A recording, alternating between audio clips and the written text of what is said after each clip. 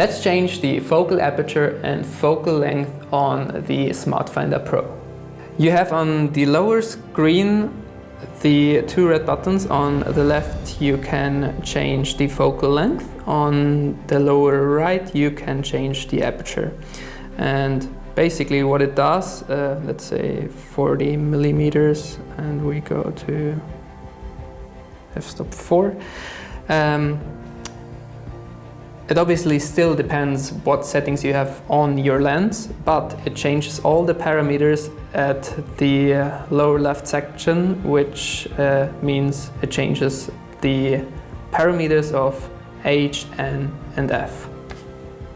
Thank you so much for watching, and if you like this video, give it a thumbs up and subscribe to not miss any future videos.